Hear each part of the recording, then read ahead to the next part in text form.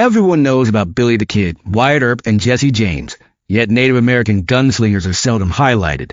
Still, they ranked among the most lethal marksmen the Wild West ever witnessed. These fighters didn't depend on raw power. They blended centuries-old tracking expertise, stealth, and pinpoint accuracy with guns. In this video, we explore 7 iconic Native American gunslingers of the Old West. Some resisted the U.S. government, others served as sheriffs or bounty hunters, and a few embraced the outlaw life. Before we start, if you enjoy our videos on Native Americans in the Old West, please hit the subscribe button and enable notifications to catch our latest updates first. Thank you for tuning in again. Let's dive in. Cherokee Bill was one of the Wild West's most notorious outlaws.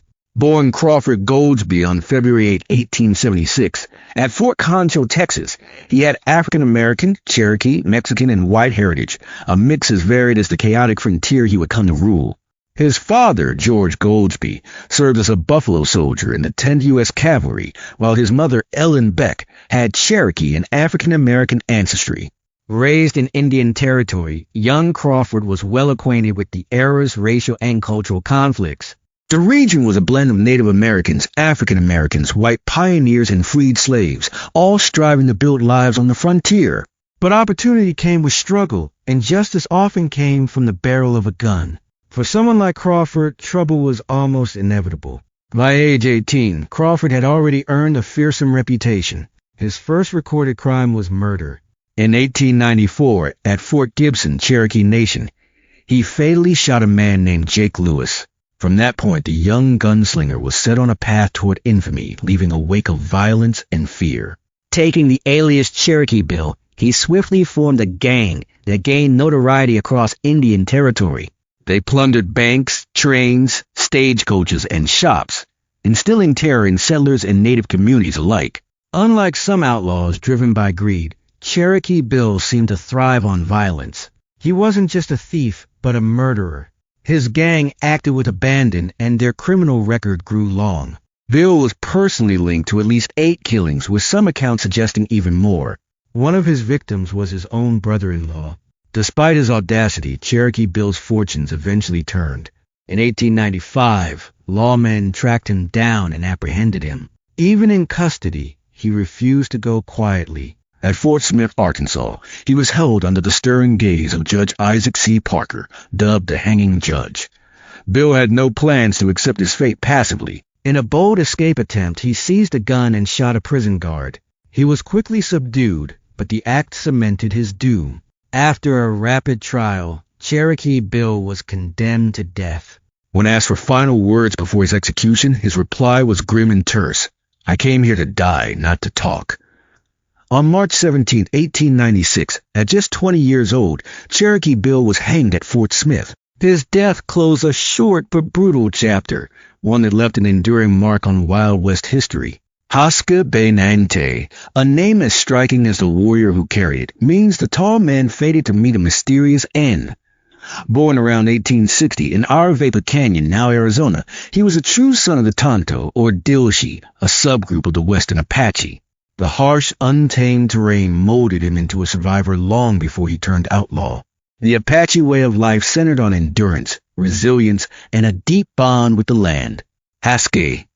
Maintail was steeped in his people's customs, mastering riding, hunting, and combat from youth. Yet his early years were also scarred by the relentless loss of Apache territory as settlers, soldiers, and prospectors invaded their lands. By his early 20s, the Apache wars were raging and his world was transforming rapidly. Some warriors battled the U.S. government, refusing to be displaced from their homeland. Others, like Oscar Benantile, known as the Apache Kid, took a different route, serving as scouts for the U.S. Army. In the early 1880s, he worked under General George Crook. The military relied on skilled native trackers to pursue renegade groups, and Apache scouts were unmatched. With his intimate knowledge of Arizona's landscape and ability to move undetected through mountains and canyons, the Apache Kid became one of the region's top scouts.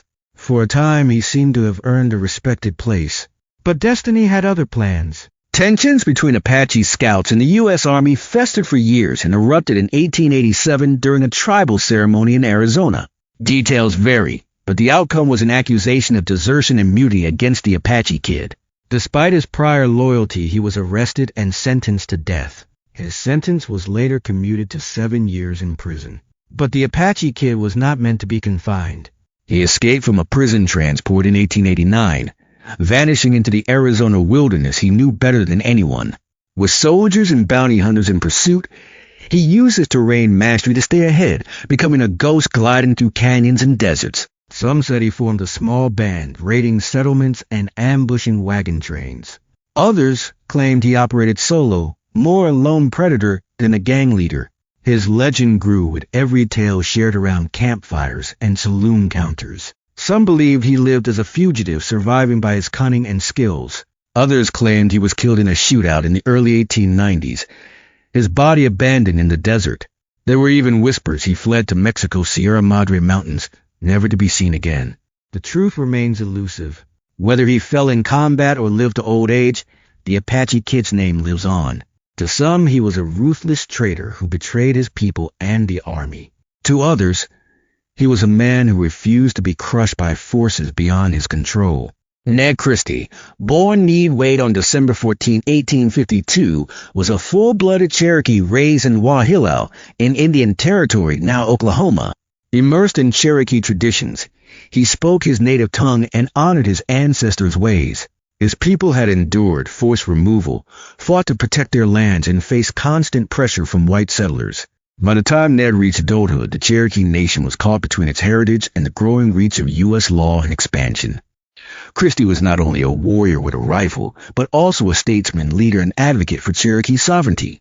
He served on the Cherokee National Council, defending his people's rights while working as a skilled blacksmith and gunsmith. In 1887, U.S. Deputy Marshal Daniel Maples was shot dead near Tahlequah, the Cherokee Nation's capital. Without firm evidence, Christie was blamed for the killing.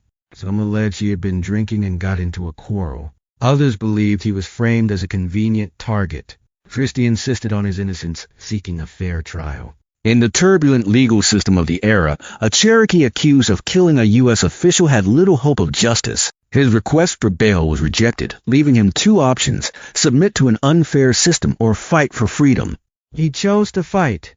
Instead of fleeing, Christie fortified his home, constructing a 2-story log cabin reinforced with thick timber and surrounded by natural barriers. He stocked it with weapons and ammunition, ready for battle.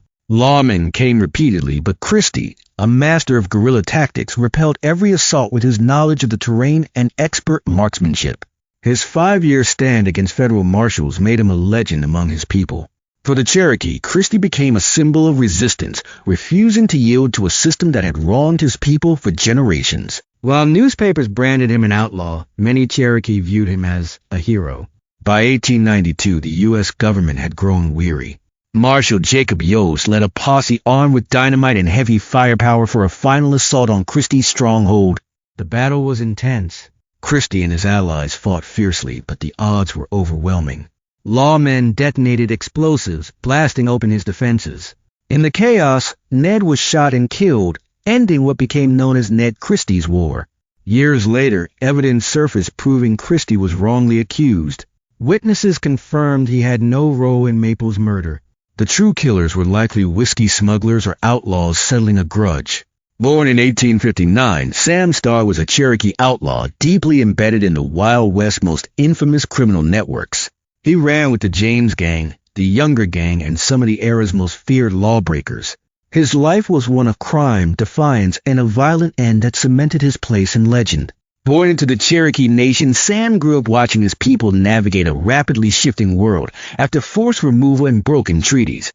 Rather than submit to government control, he chose rebellion, lawlessness, and survival on his own terms. By his youth, Sam was entrenched in outlaw circles, associating with criminals like Jesse James and the Younger brothers. He built a reputation as fearless, a skilled horseman, and unafraid to defy the law to stay free. In 1880, Sam married Belle Starr, soon known as the Bandit Queen of the West. The two were a perfect match, both bold and defiant. They established a ranch along the Canadian River in Indian Territory, naming it Younger's Bend, a tribute to Sam's connections. The ranch became a refuge for criminals and fugitives, including Jesse James, who reportedly hid there. Sam and Belle were active lawbreakers, engaging in horse theft, bootlegging, and evading authorities. Sam's contacts in Indian Territory enabled him to smuggle stolen goods without detection. But lawmen were relentless. By the mid-1880s, U.S. Marshals were determined to capture Sam. He and Bell were arrested multiple times on charges ranging from theft to harboring fugitives, but Sam always slipped away until 1886. During a heated dispute with lawman Frank West, a gunfight broke out. Both men drew their weapons simultaneously, and when the dust settled, both were dead. Sam had dodged bullets and outwitted the law for years, but he died as many Wild West gunslingers did, with a gun in hand. If the Wild West had a hall of fame for bank robbers, Henry Starr would be a top contender. Born on December 2nd, 1873, near Fort Gibson in the Cherokee Nation, Starr was thoroughly Cherokee, raised where native identity, outlaw culture, and survival intertwined. Bold, clever, and ambitious, he could ride hard, shoot accurately, and outsmart the law. He didn't just rob banks. He executed some of the most audacious daylight heists the Old West saw. Later, Hollywood cast him in a film about his life. Henry came from a family familiar with both sides of the law. His father, George Hop Starr, was respected, and Henry was a nephew of Bell Starr. Crime ran in the family, but so did Cherokee resilience. After his father's death in 1886, Henry's home life became unstable. He left, working as a cowboy and learning to fend for himself. Unlike most outlaws, Henry was educated, reading classic literature and studying law to outwit the system. Henry's descent into crime was triggered by a false accusation of horse theft. Viewing lawmen as adversaries, he began his criminal career in 1892 by robbing a railroad depot in Nowata, Oklahoma. That same year, he killed U.S. Deputy Marshal Floyd Wilson during an attempted arrest, becoming a wanted murderer. Determined to avoid capture, Starr formed a gang, targeting banks and trains. In 1893, after a daring bank robbery in Bentonville, Arkansas, he was caught in Colorado Springs, tried, convicted, and sentenced to 15 years. In prison, he studied law and bided his time. By 1903, Starr was free and tried to reform, opening a restaurant with his mother and marrying. He named his son Theodore Roosevelt Starr after the U.S. president. But old habits returned. By 1914, Starr was robbing banks again, pulling off 14 heists in 2 years with a new gang. These were carefully planned daylight robberies. A $1,000 bounty was placed on his head. In 1915, during a double bank robbery attempt in Stroud, Oklahoma, a local lawman shot him down. Captured and sentenced to 25 years, Starr, ever the performer, starred in the silent film A Debtor to the Law, playing himself, a feat unmatched by other outlaws. Starr might have reformed, but in 1921 he attempted one last bank job in Harrison, Arkansas. The bank's president, W.J. Myers, shot him before he reached the vault. 4 days later, on February 22, 1921, Henry Starr died from his wounds. Before railroads and barbed wire tamed the Wild West, the Cherokee Nation lived by its own laws and warriors. Zeke Proctor, born in 1831, was among the fiercest, guided by Cherokee values and fighting for his people. A full-blooded Cherokee, he was raised with his ancestors' traditions, but was forced from Georgia to Indian Territory on the Trail of Tears. In a world where survival demanded strength and loyalty, Zeke emerged as a respected leader, serving as a sheriff, federal marshal, and Cherokee senator, defending Cherokee law against U.S. interference. Zeke's downfall came in 1872 over a family dispute. The conflict centered on Polly Beck Kesterson, a Cherokee woman married to a white man, Jim Kesterson. Zeke disapproved, possibly due to Cherokee pride or personal feelings for Polly. On February 27, 1872, at a local mill, an argument turned deadly. Polly was killed, and Jim was wounded. Proctor faced Cherokee justice, standing trial in the Going Snake District Courthouse. The Cherokee asserted their authority, but the Beck family, seeking vengeance, enlisted U.S. Marshals. On April 15, 1872, Marshals and Becks stormed the courthouse, sparking a gunfight. 8 Marshals and 3 Cherokee died in what became known as the Going Snake Massacre. Proctor survived. The Cherokee court acquitted Proctor, ruling self-defense, and the Cherokee Nation's support prevented a federal retrial. Rather than retreat, Proctor resumed leadership roles, serving his people until his death in 1907 at age 75. Before the West was fully settled, some men lived by their own principles. Tom Three Persons, a full-blooded Cherokee born on July 22, 1889, in Veneta Indian Territory, carried his ancestors' spirit into the Wild West final days. In 1916, he rode to Douglas, Arizona, aiming to win a rodeo. When Pancho Villa raided Columbus, New Mexico, Three Persons joined General John Blackjack Pershing's expedition as a scout.